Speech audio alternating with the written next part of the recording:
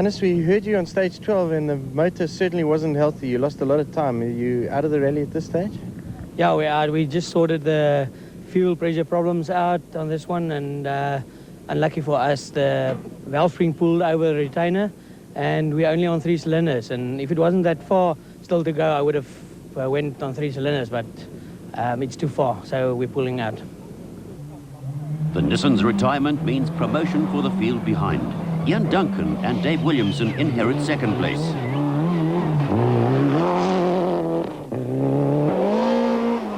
Harvick's efforts are evident by the cane hanging from the back of the Golf. Dabner and Hodgson press on at a conservative but sure pace. Glenn Derman and Dave Levkovitz start the day with problems. Their pace on stage 12 slowed by a gearbox fault carried over from the previous night. They move up a place, however, when Nuno de Cunha retires the second Nissan with a blown motor further into the stage. Also, a victim on stage 12 is the Golf of Eliseo Miranda, parked with a blown head gasket. Unaffected by the drama behind, the leading Toyota gets its normal dose of TLC between the stages. Meanwhile, the spectators move into stage 14 and the only river crossing on the 529 kilometers of special stage distance. Despite a cautious approach to the river, the Conquest takes in water and in the process loses 45 seconds in the stage.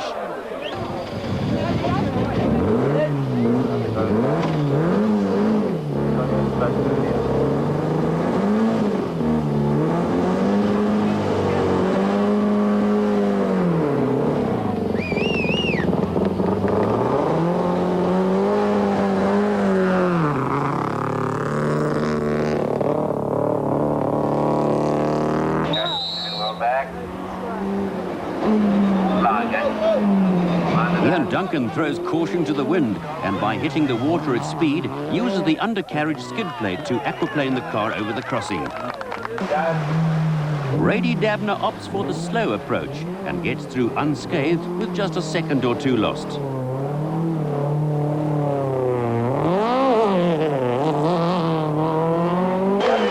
The Golf makes it through the river only to stop later in the stage and losing a total of 30 minutes in the process.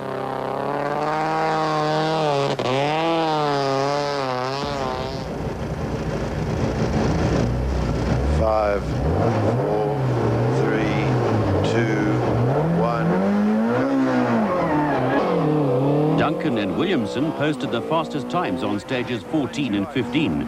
We join Serge and Vito in car as they start stage 16. Followed by fork, right.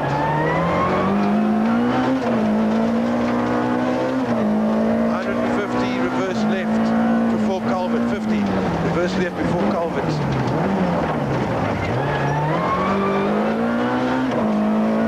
There is little to no chance for error on the sugarcane stages. Irrigation canals run parallel to the road, and where the cars cross them, the bridges are narrow with no room for mistakes. 100, T left into 90 left, long hairpin, 90 left, T left, followed by 9. Left, left. Watch it does.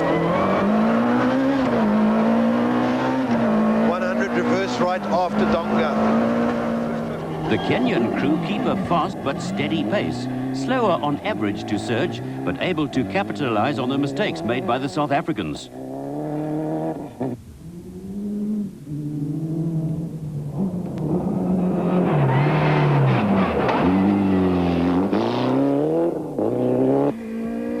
Well behind on time, but in a safe third place, Brady Dabner and Guy Hodgson press on at their own pace.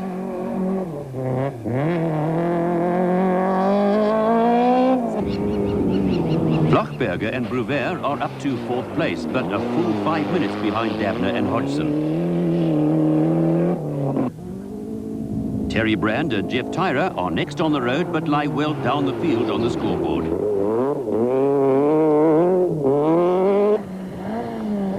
Wiley Harrington with British navigator Nick Haddon, currently 7th overall and going well in their two-wheel drive Class A Toyota Conquest. Jan Habich and Douglas Judd have little chance of catching the leaders, but press on, using the Golf's speed to work their way up the field. The 30 minutes lost on stage 14 has placed them in 25th position.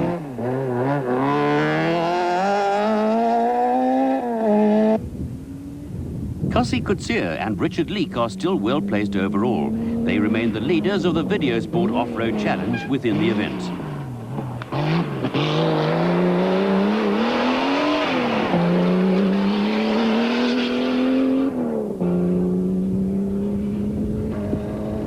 Trevor Graham and Peter Chadwick now lead Class C, having also worked their way into the top 10 on the scoreboard.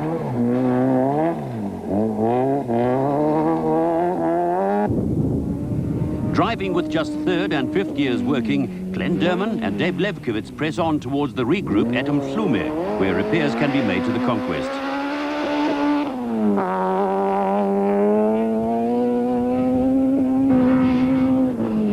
The Harriman Class B Opel Kadett is still in the running, despite using nearly a litre of engine oil in each stage.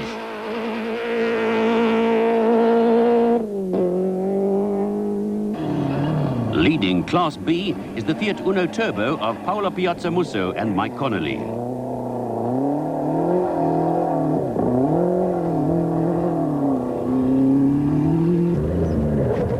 11th overall and second in the off-road challenge, R.P. Reinecker and Robin Houghton in the Bankford Toyota Land Cruiser.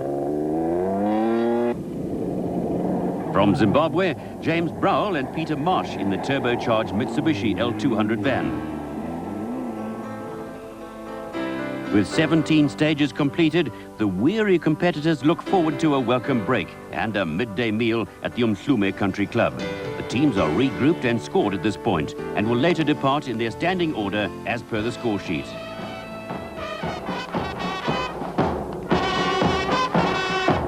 With some local entertainment playing in the background, we caught up with the current leader, Serge Damso. Now, there are 3 more stages and then it's back to the forest. What's your strategy going to be now? Well, I'd like to just get through these stages and then get back in the forest, and then I think that's where we can sort of keep control of the event still. Now, you're obviously watching Ian Duncan all the time. Are you having to react to his times? Well, the last 3 stages was quite interesting. You know, he took a bit of time off and we took time off him, and he took time again on the last stage. So he's really driving very well. So it's nice to have somebody that can also pedal. Serge and Vito have not had things all their own way, with Duncan and Williamson winning stages from them, putting pressure on Serge to keep his 6-minute lead intact. Cassie Coetzee has done an excellent job of keeping the off-road Hilux in amongst the leading rally cars. It's not that easy in a trucker because the ground clearance is quite high. But make no mistake, I really still enjoying it.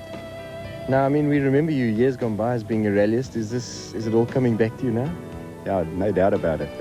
Especially the guys talking about our old days when I was using a Skyline.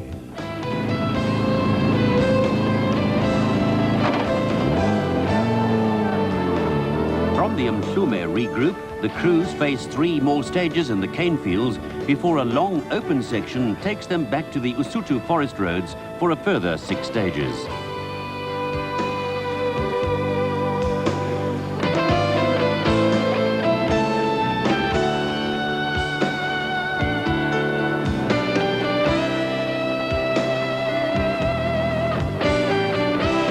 At the start of stage 20, we joined Brady Dabner and Guy Hodgson in the Toyota Conquest. Left and right, and right. 300, turn off, left 4. Behind in stage 19, Terry Brand and Jeff Tyra continue at a steady pace until the fuel injection unit packed up on the Golf, adding the crew to the growing list of retirements. Dabner and Hodgson completed the 5.5 kilometre stage in 3 minutes and 20 seconds. Jan Habich clocked the fastest time on the stage, 19 seconds faster than Dabner and 12 seconds faster than Serge. It's a long 110 kilometre open section to the remaining 6 stages of the second day. On stage 21, Habich's Golf lost a back wheel. The team completed the stage, but having lost a further 6 minutes, decided to retire. On stage 24, Duncan's Celica suffered a puncture, losing 3 minutes in the process and extending Serge's lead to 10 minutes. On the scoreboard, a further 9.5 minutes separates Duncan and Williamson from Dabner and Hodgson. A new gearbox at Mhlume has seen Durman and Levkovitz back up to 7th place and leading Class C.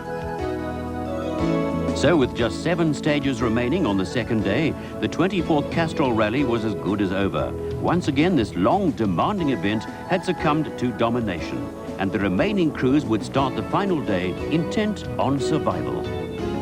The third day started under cloudy, damp skies, and the dust of the Isutu forest turned to mud. The sweep right is this mud down there, obviously. 110 seconds. Surgeon Vito seemed very relaxed. Besides the water splash on stage 14, the Conquest had hardly missed a beat, and there was no reason to think that it would. 290 right, caution, 100 is the mud down here. 90 right here.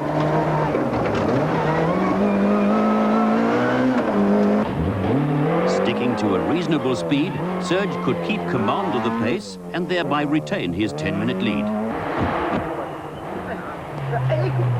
Ian Duncan and Dave Williamson would have to be content with 2nd place. Their only chance for a win would be if Serge and Vito were to retire, and that was not looking likely.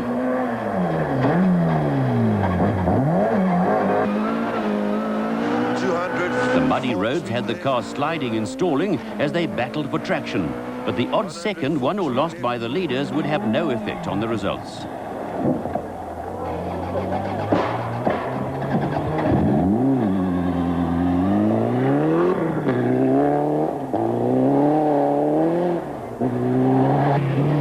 Dabner cautiously guides his Conquest through stage 28, his 8-second lead over Flachberger and Brewer safe as long as the car stays on the road.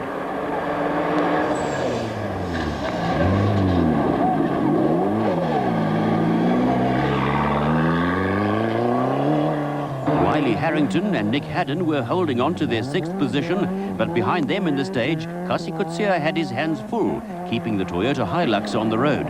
The crew were losing time on the muddy surface and had picked up a 1-minute penalty for lateness into the first stage of the day. Glenn Durman had recovered well, taking 5th place from Coetzee on the scoreboard. Paolo Piazza Musso, the Class B leader, moved from 8th to 7th place, thanks mainly to Coetzee's mistake. Mid-morning on the final day, and the stages had turned south towards the finish at the Ezelweni Sun Hotel. Serge and Vito had stretched their lead to 13 minutes over the Duncan Celica and were taking the final few stages in their stride.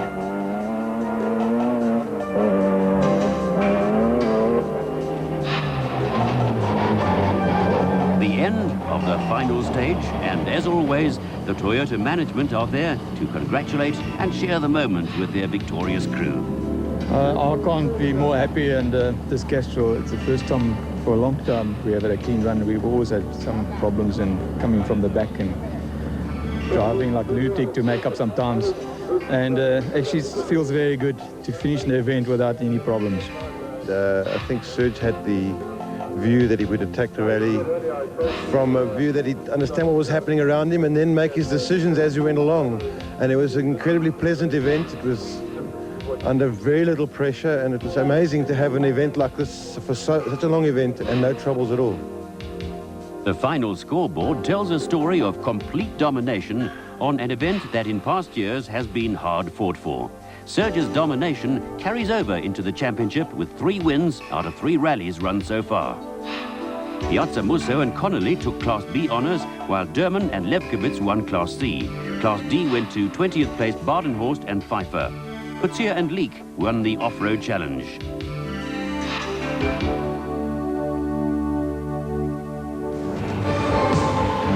This program was brought to you by Castrol South Africa.